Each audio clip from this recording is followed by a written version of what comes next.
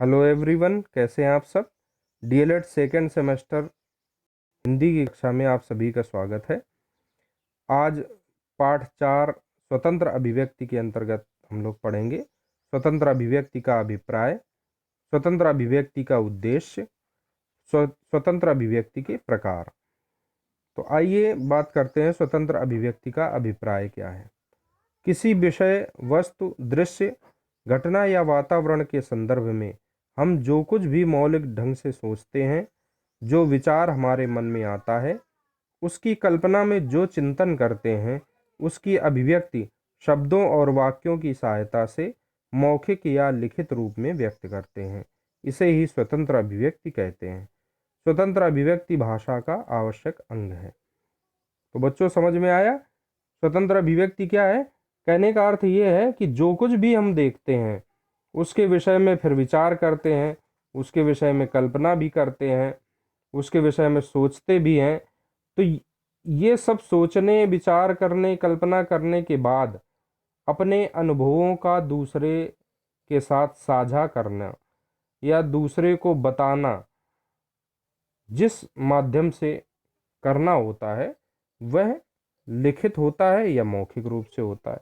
कहने का अर्थ यह है कि अपने भावों का प्रकाशन जब हम दूसरे के साथ करते हैं, अपने भावों का प्रकाशन जब हम दूसरे को करते हैं तो वह या तो लिखित रूप में करते हैं या मौखिक रूप में करते हैं, और ये भावों का प्रकाशन ही स्वतंत्र अभिव्यक्ति कहलाता है।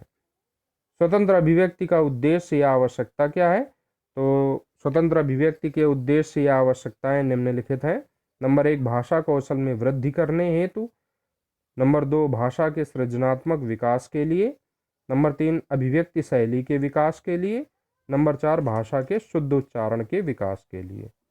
तो स्वतंत्र अभिव्यक्ति का उद्देश्य है भाषा कौशल में वृद्धि करना। जब बार बार हम अभिव्यक्ति देंगे, चाहे वो लिखित रूप में हो चाहे वो मौखिक रूप में हो, तो किसी भी भाषा का प्रयोग हम जब ज़्यादा से ज़्यादा करेंगे तो उस भाषा में हमें कुशलता प्राप्त होगी। दूसरा है भाषा के सृजनात्मक विकास के लिए। जब हम किसी भाषा का उपयोग अधिक करते हैं तो उस भाषा के शब्दकोश पर भी हमारी पकड़ बनती, हम शब्द विभिन्न प्रकार के शब्दों का भी प्रयोग करते हैं, विभिन्न शब्दों का ज्ञान भी हमें प्राप्त होता है। तो भाषा के सृजन के विकास के लिए भी स्वतंत्र अभिव्यक्ति का प्रमुख उद्देश्य है।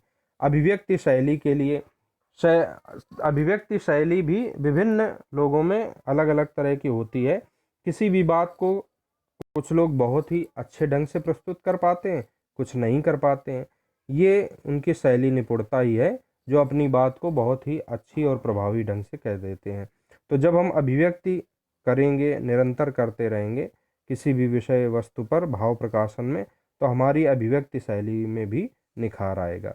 भाषा के शुद्ध उच्चारण के विकास के लिए बच्चे प्रायः जब अधिक बात करते हैं तो उनमें बहुत सारे अशुद्ध उच्चारण शब्दों का करते हैं, बहुत अधिक शब्दों का उच्चारण अशुद्ध करते हैं। तो ऐसी स्थिति में शिक्षक को चाहिए कि वो ध्यान से बच्चों को सुने ताकि वो भाषा के उच्चारण संबंधी दोषों का निवारण कर सके। तो ये थे स्वतंत्र अभिव्यक्ति का उद्देश्य एवं आवश्यकता। अब बात करते हैं स्वतंत्र अभिव्यक्ति के प्रकार। तो किसी भी अभिव्यक्ति को हम दो प्रकार से दे सकते हैं, एक मौखिक रूप से और दूसरा लिखित रूप से। तो आइए देखते हैं मौखिक अभिव्यक्ति क्या है और लिखित अभिव्यक्ति क्या है। मौखिक अभिव्यक्ति, जब हम अपने भावों विचारों की अभिव्यक्ति मौखिक रूप से करते हैं तो वह मौखिक अभिव्यक्ति कहलाती है। जैसे भाषण देना, सेमिनार करना, किसी भी भाव का मुंह से बोल करके प्रकाशन करना मौखिक अभिव्यक्ति कहलाता है। लिखित अभिव्यक्ति क्या है? तो लिखित अभिव्यक्ति, जब हम अपने भावों, विचारों, कल्पनाओं की अभिव्यक्ति लिखकर देते हैं तो वह लिखित अभिव्यक्ति कहलाती है। जैसे कि निबंध, लेख, कहानियाँ, कोई भाषण,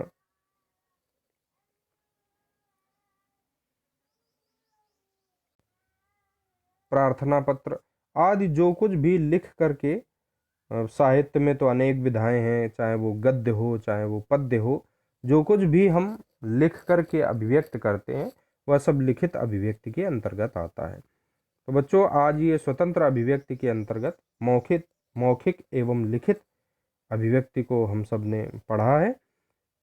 आज से ये आपका पाठ संपन्न होता है। कल पाठ 5 स्तरानुक्रम